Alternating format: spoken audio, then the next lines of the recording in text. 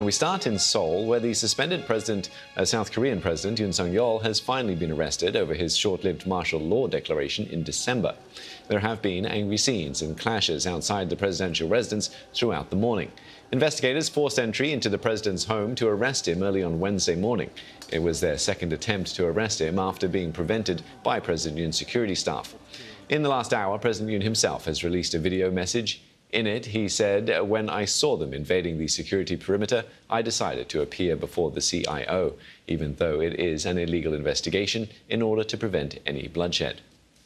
Now, for more on this, I'm joined by our reporter, Rachel Lee, who is outside the presidential residence right now. Rachel, hopefully you can hear me this time round. Just get us up to speed with the latest now that President Yoon has been arrested. Right, as you can see here, the road is completely clear now. There have been a lot of people here, especially a couple of hours ago. People were chanting, they were protesting against against the execution of President Yoon Suk Yeol's arrest warrant.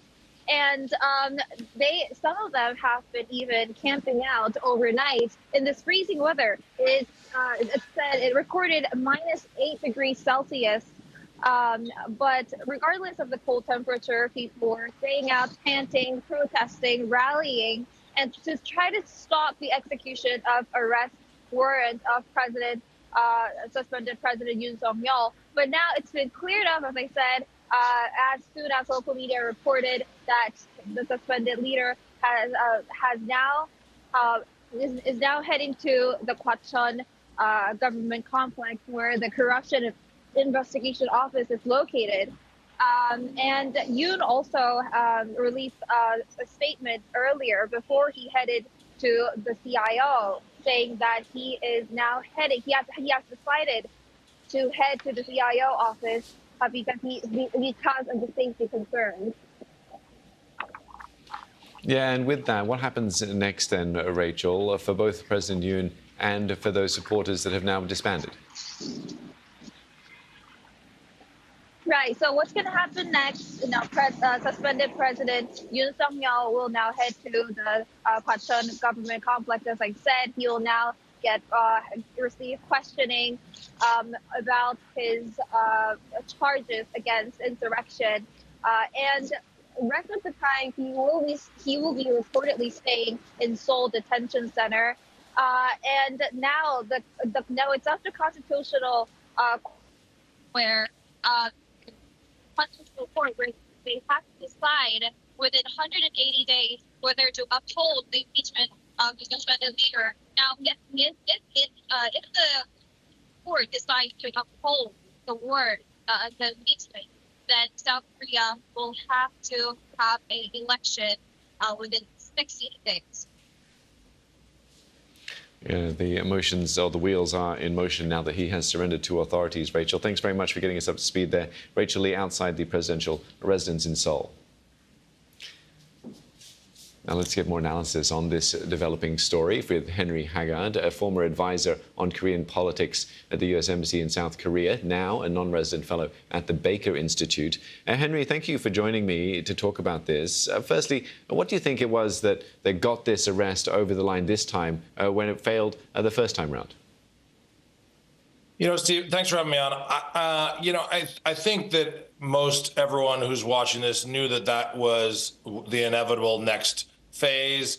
So I think that it was best to move on. Certainly from an outside perspective, it was very positive to get the domestic legal procedure, the wheels moving, and get this arrest and investigation done, because this is the process. And it's really vital that South Korea is now following its own rule of law, its own process.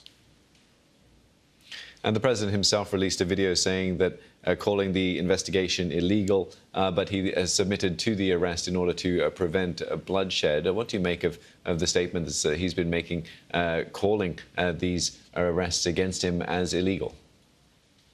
You know, Steve, I think that really the story is hopefully moving on from former president or deposed President Yoon and moving on to what's next. I think, of course, President Yoon has committed to fight to the end.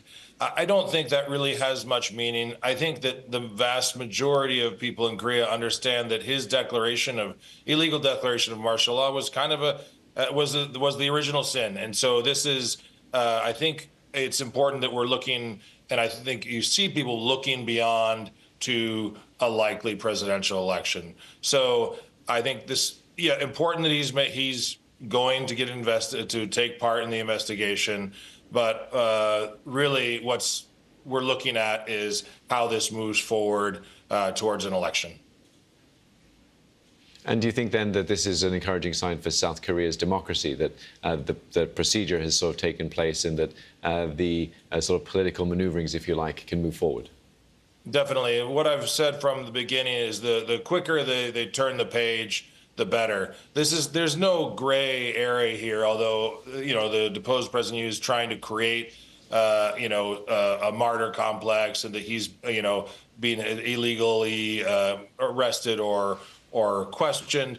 But the reality is he's done something that is really, again, I'm not a constitutional scholar, but it's from all kind of normal perspectives, this is unconstitutional. So it's really important that they move on to the next phase.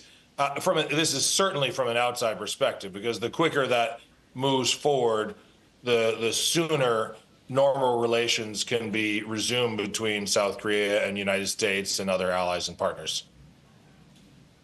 Yeah, and just taking up on that point about sort of how this has been looking from the outside, what sort of damage has this done to South Korea's reputation? Steve, I don't think the reputation is really the important thing here. South Korea and the United States are allies. South Korea and Japan have a lasting a relationship that is, and I think you saw the Japanese and American, foreign minister and secretary of state visiting. They understand that it's not about reputation; it's about the vital importance of the relationship with South Korea in order to deter North Korea, in order to work together for shared prosperity of in this case, of those three countries. So I think, reputation, sure, it's taking a hit, but I think ultimately, what we'll see in 6 months or a year, we'll be talking about the vitality of Korea's democratic process. I think just as we did in the previous times where South Korea has gone through domestic convulsions. I think that is politically, that's how South Korea is approaching its democratic evolution. And so I think that is reputation, and democratic reputation is not such a key issue here. I think the issue is how important is South Korea to the United States or to Japan or to other allies and partners. And the answer is South Korea remains vitally important on the security front, on the economic front. And I think that in 6 months or a year, we will be looking hopefully at this in the rear view and charting a more positive path forward.